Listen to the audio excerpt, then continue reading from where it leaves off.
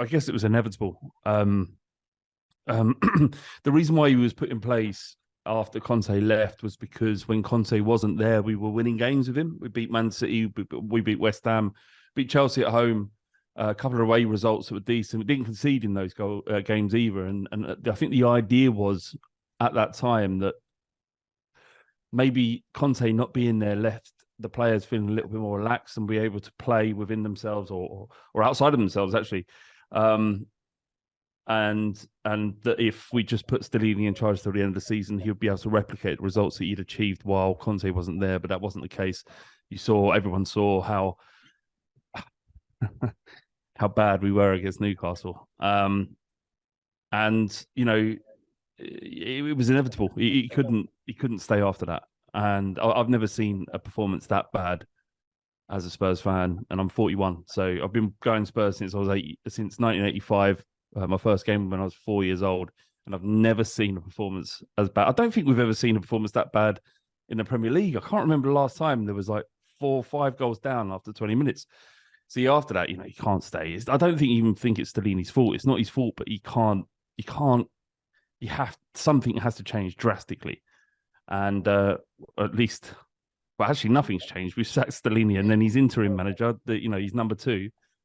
Ryan Mason has taken over, and the last time Ryan Mason was in charge, we did it right. He won out of 6 games in the Premier League. He won 4 and drew 2. A couple of big away results under his last tenureship. But he's 31 years old. He's 10 years younger than me, and he knows more about football than I do. But it's not inspiring. No, I don't think the club can do any more at this stage. The least they could do is reimburse the tickets and the prices that people paid to get to. It's not even that the tickets were, I don't know, 50, 60 quid, whatever they were, which is not insignificant, 40 quid, whatever they were. The cost of travel up there was 4 times that. Spurs fans going up there are spending or dropping 300 quid on this journey alone. But all right, the club can't reimburse, all of that sort of stuff. So it was a gesture, but what the club needs to do isn't reimburse fans. They need to create a club that we are proud of and proud to belong to and want to follow. Spurs fans will travel anywhere, regardless of the football, no matter how bad it is, no how much misdirection and lack of leadership at the club. Spurs fans will travel. We always have. So DanielLevy, he has to take responsibility here because he's made 4 or 5 massive decisions. That was sacking Pochettino, bringing in Jose Mourinho, sacking Jose Mourinho before a cup final in the League Cup against Man City, bringing in Ryan Mason there. But also after that, spending 10 to 11 weeks trying to find a new manager, ending up going with Nuno Espirito Santo, sacking him after 3 months and then bringing in Conte. Now, with hindsight, that's easy to say that all of those things were a mistake. When Jose Mourinho joined us, 24 hours after Pochettino was fired, I thought that was ambition, and it was an ambitious move. When we brought in Antonio Conte after firing Nuno, that was an ambitious move. But the fact is, with hindsight, you can look back and go, these were mistakes. DanielLevy didn't know that they were mistakes at the time, but the buck has to stop with him. He made those decisions. They haven't worked out. He has to take responsibility. And you saw his statement 2 days ago, where he was talking about, or yesterday rather, where he was talking about, finally taking some sort of semblance of responsibility about the situation we find ourselves in as Spurs fans and as a club. So, the next one he needs to make needs to be right. And unfortunately, as Spurs fans, we're not in a situation where this isn't a membership. This isn't a club that belongs to the fans. This is a company that's fronted by DanielLevy. So we can't remove him. We cannot remove him. It's impossible. He owns the football club that we belong to, that we love. He owns it. So we're in a situation where we hope and we have to put pressure on him to make better decisions and be accountable if he isn't.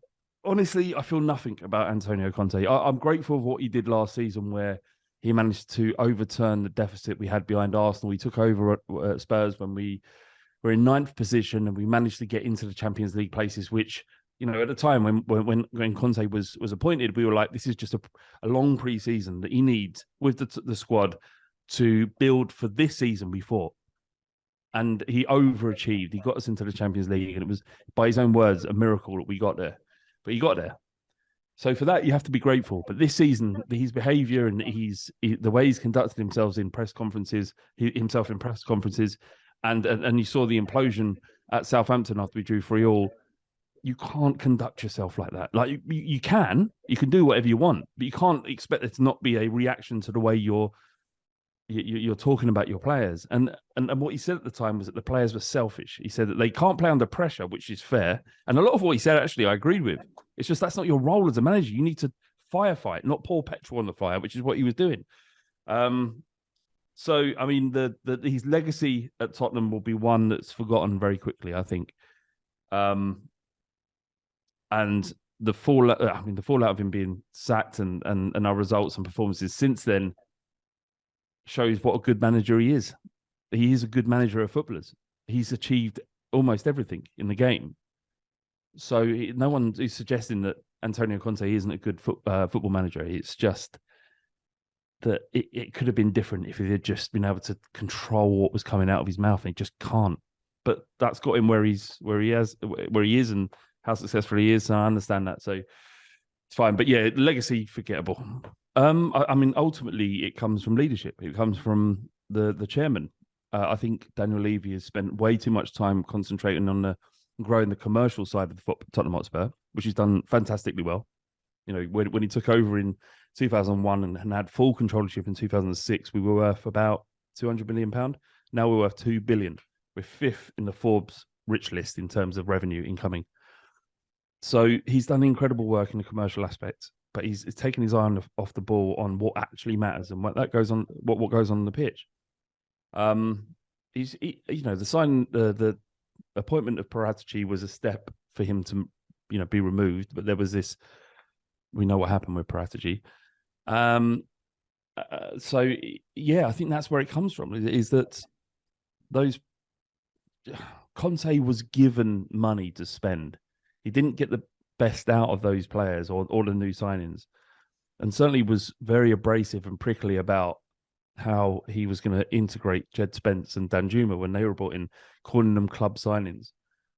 All right, they were club signings, but make use of them. They're not. We've seen Danjuma play the last couple of games, and he's been fine. He's absolutely fine. For him to be absolutely frozen out of the team without even having kicking a ball, it was madness. So, but fundamentally, all of it comes back to DanielLevy because, you could say one manager could mess up or not make the right decisions, obviously, but over 20 years, so eventually you have to look at the mainstay in that, and that's DanielLevy. In terms of names, I don't know why I've got a hankering for Vincent Kompany. I just feel like it's not what he's done at Burnley. What he's done at Burnley, he needed to have that season at Burnley. He needed a club where his team was dominant, and he got it. But outside of that, the way he conducts himself in interviews, the way he approaches conversations, and the way he responds to questions, I really like that. And having a manager who's going to be able to control the messages that are coming out from the club and the responses, and who is the spokesman fundamentally of the club, then Vincent Kompany, for me, is a good candidate. Pochettino was just a tap in, but it looks like he's going to Chelsea, which is scandalous. The fact that I'm going to have to see Pochettino manage a Chelsea team is, I mean, that's on DanielLevy as well, man. The fans were singing his name. This is what we want. Just go out and get him. He's not had a club for 18 months or whatever it's been. But it probably will be either Nagelsmann or Arne Slot, probably. And out of the two, I'd probably go with Nagelsmann just because the gravitas, and it will take some of the conversations away from that we've had to confront in terms of where's the club going, because that is a statement signing, having a manager who's been coveted by Chelsea and Real Madrid and Bayern Munich before that, his previous club. For him to then end up at Spurs just shows you where we are and what we could be if DanielLevy starts making the right corrections. Sorry, bringing it back to DanielLevy constantly, but it's how I feel at the moment. It will go down poorly, massively, because two things. Because the most enjoyable times that we've had following Spurs has been under his tenureship.